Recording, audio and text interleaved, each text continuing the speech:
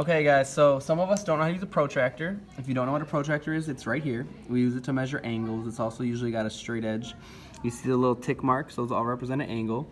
So if it says measure the angle, you can use a protractor. So this is what you would do. You take your protractor and you line it up on the rays of the angle. You make sure that the rays extend out far enough so you can actually use your protractor. So we're just going to use our straight edge to make the lines longer. We don't care if it looks super great or not. Then you're going to take the little center point and get it right on your vertex. So once it's on the vertex, you're going to make sure that the line on the bottom is on the ray.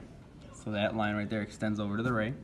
And then we follow the ray that we drew out towards the edge and find the angle that it comes out. Now, depending what side you started on, you might need to use the smaller numbers or the bigger numbers based on if it's acute or obtuse. And this angle is 55 degrees. Last example is at an acute angle, so this will be at obtuse. So we're going to find a way to line up our straight edge, and we're going to extend the ray outwards long enough. If you're doing it in your geometry book, we know that it's not great. If you want to rip it out, you can. So line up your center point on the vertex. Extend the other ray if you need to.